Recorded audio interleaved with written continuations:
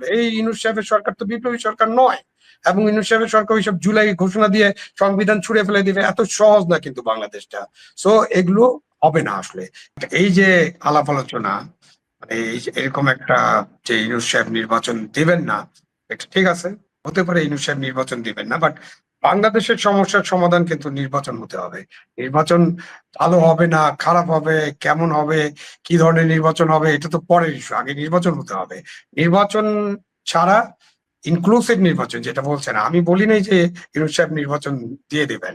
আমি বলেছি যে এমন কি হতে পারে যে তত্ত্বাবধায়ক সরকার প্রয়োজন হতে পারে একটা নির্বাচন করার জন্য, এবং সেই তত্ত্বাবধায়ক সরকারের যে পঞ্চদশ সংশোধনী বাতিল হওয়ার ফলে তত্ত্বাবধায়ক সরকার গঠনের একটা সম্ভাবনা সৃষ্টি হয়েছে।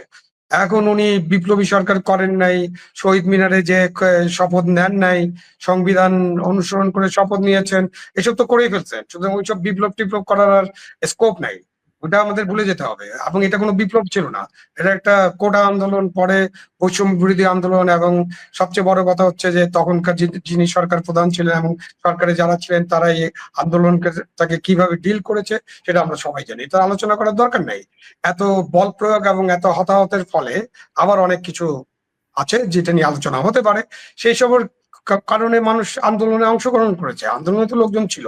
হ্যাঁ, ওই যে 29 মিলিয়ন, 21 মিলিয়ন, 50 মিলিয়ন খরচ করেছে, কাদের পেছনে খরচ করেছে, কোন কোন সংস্থা এগুলো পেয়েছে, এগুলো কিন্তু রেকর্ড আছে।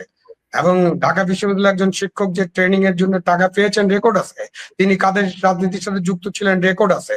তো এইসব অনেক দীর্ঘ আলোচনা করা যায়, এবং অনেক কনস্পিরেসি থিওরি নিয়ে আমরা আলোচনা করতে পারি।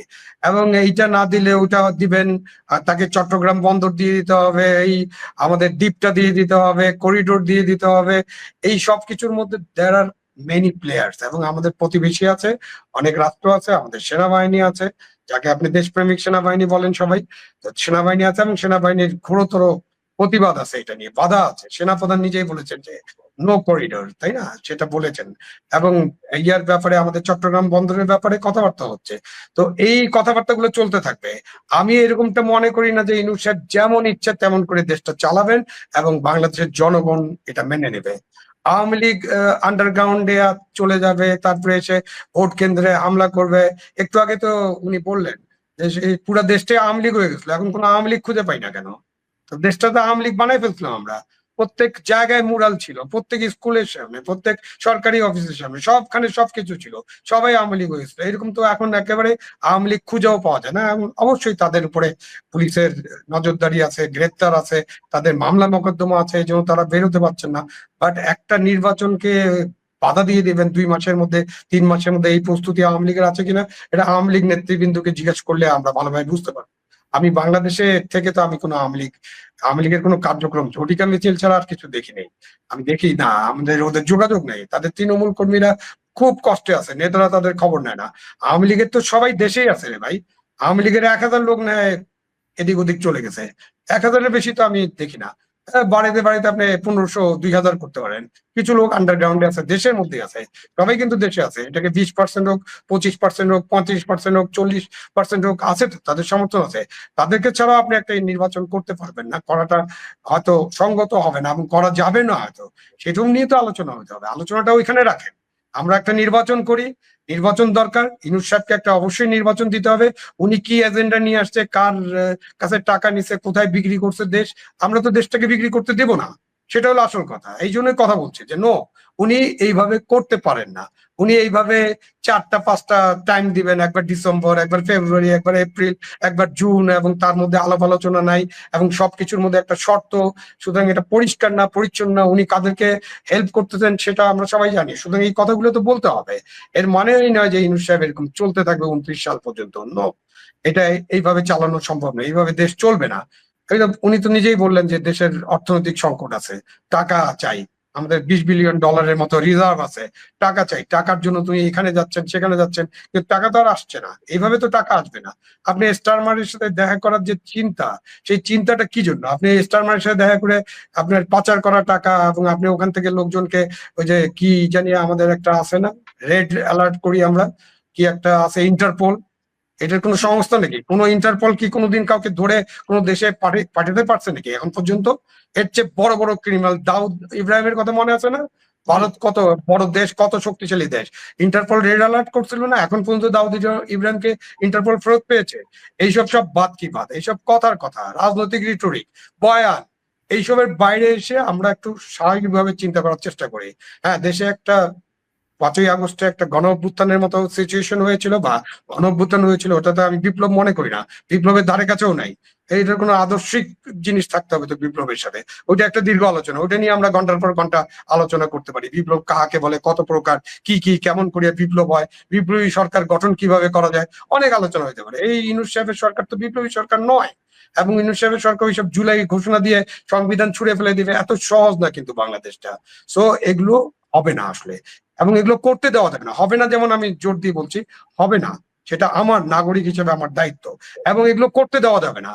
আমি এত হতাশ না যে ইউনূস সাহেব এরকম যা ইচ্ছা তাই চালাতে থাকবেন আগামী 5 বছর, 10 বছর, 20 বছর, যতদিন পর্যন্ত তাকে যারা নিয়োগ করেছেন।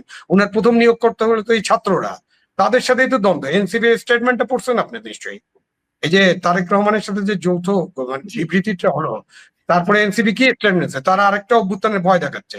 দেশে অন্যান্য ইসলামী দল এবং অনেক জন আছে, জামাতি এবং আরো ইসলামী দল আছে, তারা কি কি বিবৃতি দেয়, কি ধরনের কথাবার্তা বলে, তারা সংবিধানের ব্যাপারে কি বলে, তারা নারীদের ব্যাপারে কি বলে, তারা সেনাবাহিনীর ব্যাপারে কি বলে, এসব তো আছে। সুতরাং এগুলোকে তো চলতে দেওয়া যাবে না। হ্যাঁ, অফকোর্স আমি বাংলাদেশে আছি, আমি রিস্ক ফিল করি, বাট যতই রিস্ক ফিল করি, আমার বয়স এখন 71, আমি মুক্তিযুদ্ধে যোগ দিয়েছিলাম, সুতরাং this is my extended life.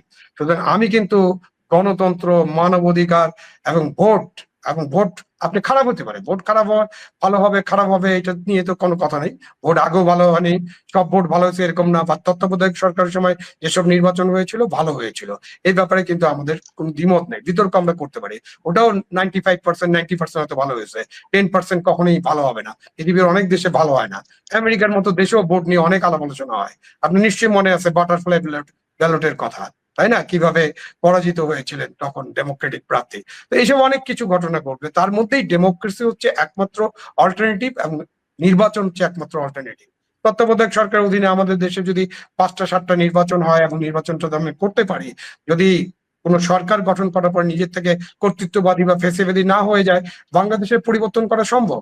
আমি এতটা হতাশ নাই। বাংলাদেশের জনগণ চায়, বাংলাদেশের জনগণ ভালোভাবে বাঁচতে চায়, তারা পেটে ভাত চায়, রাতে ঘুমাতে চায়, নিরাপদে ঘুমাতে চায়, এবং তারা ভোটের মাধ্যমে দায় দায়িত্ব হস্তান্তর করতে চায়, ভোটের মাধ্যমে একটা সরকার নির্বাচিত করতে চায়। এটা বাংলাদেশের জনগণ কিন্তু 1970 সাল থেকে শুরু করেছে, প্রথম এক ব্যক্তি এক ভোট। তখন থেকে বাংলাদেশের মানুষ কিন্তু ভোটের ব্যাপারে খুবই উৎসাহী, এবং তারা ভোট দিতে চায়। যখন তারা ভোট দিতে পারে, তাদেরকে ভোট দেওয়ার সুযোগ দেওয়া হয়, তখন তারা কিন্তু সিদ্ধান্ত নিতে ভুল করে না।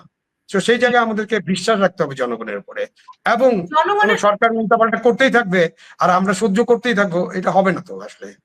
জনগণকে এটা যে হবে না, জনগণকে মোবিলাইজ করবে কে?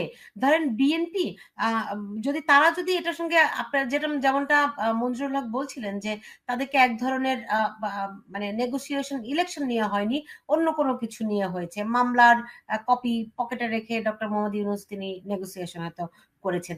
সেক্ষেত্রে এই যে রাজনৈতিক মানে জনগণ যে নির্বাচন চায়, নির্বাচন যদি এই সরকার না দেয়, তাহলে কে তাকে বাধ্য করবে নির্বাচন দেওয়ার জন্য? আহ বাধ্য করার তো বিষয় না, বিষয়টা হলো যে তখন তো রাজনৈতিক দলগুলো, যেমন আওয়ামী লীগ বাইরে আছে, আওয়ামী লীগ কি অ্যাক্টিভ থাকবে না? আওয়ামী লীগ তো অ্যাক্টিভ হতে পারে, হওয়ার সম্ভাবনা বেশি, এবং তাদের যে সাপোর্ট বেস আছে, তারা সেটাকে কি ব্যবহার করার চেষ্টা করছেন না? করছেন, কিন্তু সেভাবে তারা এখনো মাঠে তাদের ফলাফল আসেনি, বা তারা মাঠে নামতে পারছে না। বিএনপি কি নির্বাচন না নিয়ে এরকম বসে থাকবে নাকি? আর বিএনপি কি অনুরোধ করলাম বা সিট অ্যাডজাস্টমেন্ট করতে বললাম তাদের 100 সিট ছেড়ে দিতে হবে অমুককে অমুককে, এটা কি বিএনপি মেনে নেবে নাকি? অবশ্যই না। বিএনপি মেনে নেওয়া মানে বিএনপির কেন্দ্রীয় নেতৃবৃন্দ মেনে নিলে তো তৃণমূল নেতৃবৃন্দ মানবে না। তারা তো অপেক্ষায় আছে যে কবে তারা নির্বাচিত হয়ে সংসদে বসতে পারবেন, কারণ সংসদ তো একটা পাওয়ার হাউস, তাই না? ওখানে বসার জন্য অনেকেই উৎসাহী হয়ে বসে আছেন। এখানে যারা অপেক্ষাকৃত দুর্বল দল, যাদের জনসমর্থন নাই, যেমন যে আমাদের 4-5%, 6% আছে এরকম বলা বলি করা হয়, এবং আরো অন্যান্য যারা আছেন তাদের তো আরো সমর্থন নেই।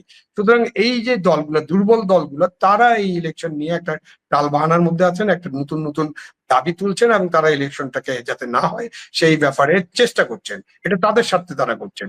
সুতরাং ওই যে ছোট ছোট দল, যাদের জনসমর্থন কম, তারা